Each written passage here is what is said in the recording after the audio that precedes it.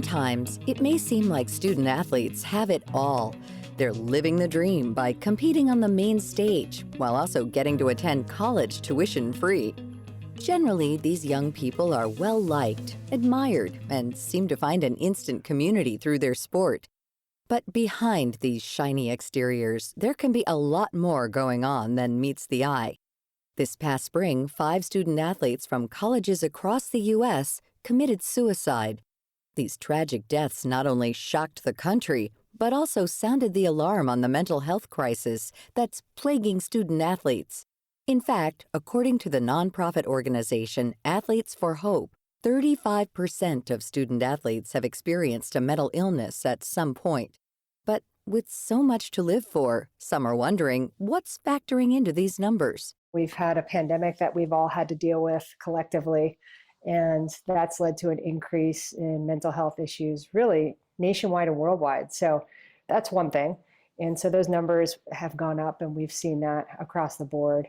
And athletics is really no exception. So student athletes are dealing with the things that we are all dealing with, but they also have unique stressors as well, and having to balance performing at a high level in sport, but also academically, it is unique to the student athlete population, and that can be overwhelming at times. That's Dr. Julie Amato, a clinical and sports psychologist at Princeton University and Lafayette College. In a survey sent to student athletes by the NCAA, less than half the participants said they were comfortable seeking mental health services. With sports often celebrating those who push through the pain and suffer silently, many athletes feel ashamed if they seek out treatment.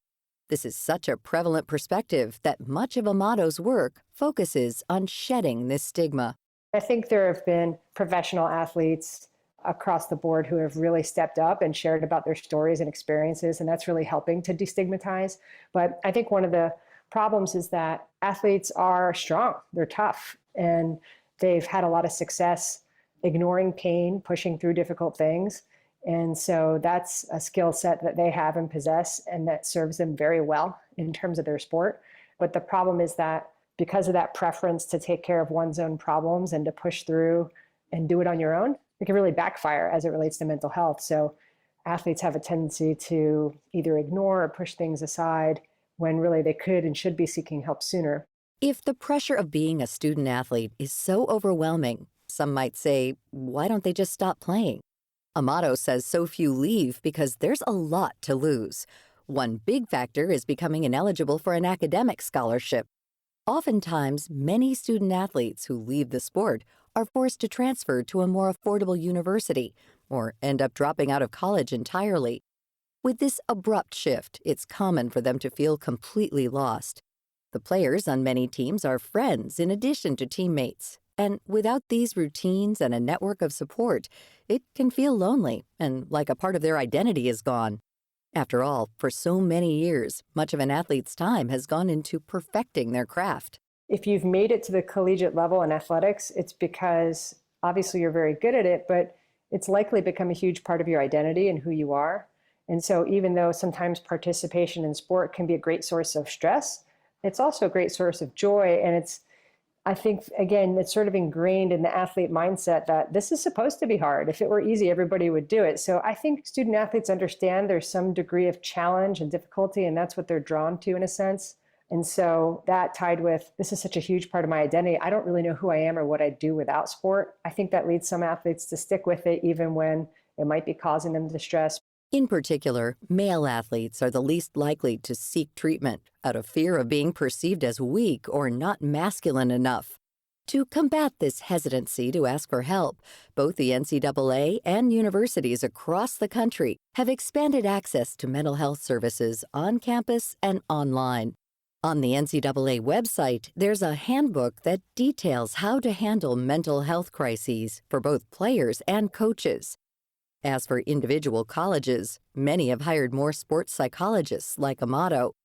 These doctors have knowledge and experience in treating the specific challenges student athletes are facing.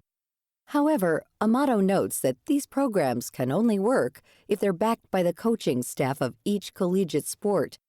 No athlete should ever fear formal retaliation for making their mental health a priority.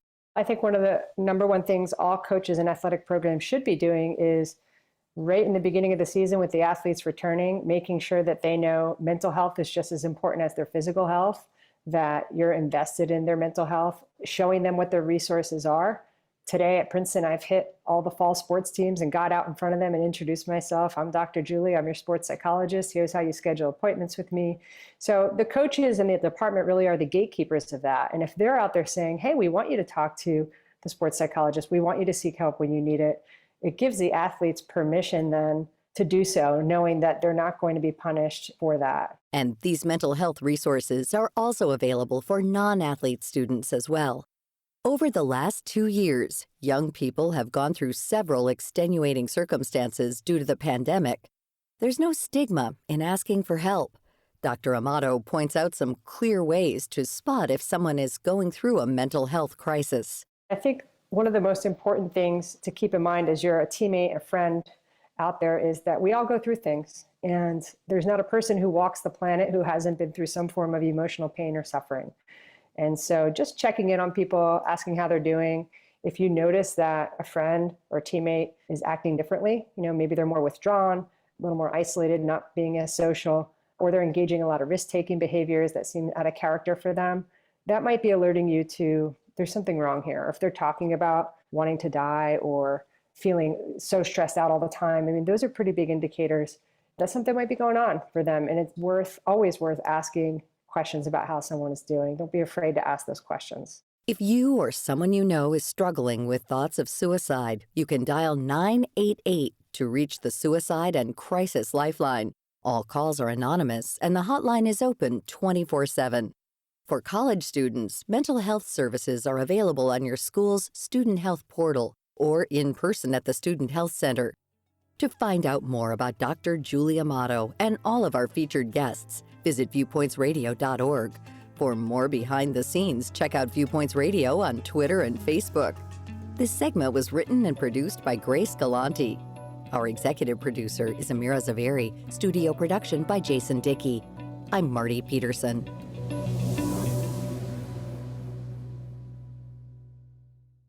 Coming up next week.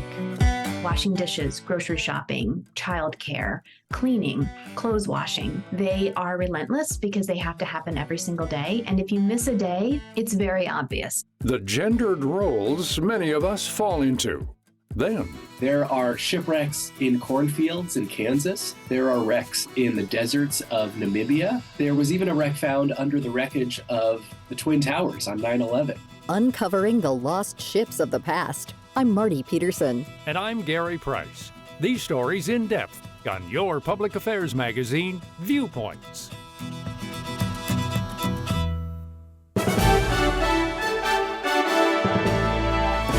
And that's Viewpoints for this week. Follow us on Twitter, Facebook, and Instagram to learn more about upcoming shows and find a library of past programs on Apple Podcasts, Google Play, and Spotify. Plus, you'll always find previous segments and more information about our guests at viewpointsradio.org. Join us again next week for another edition of Viewpoints.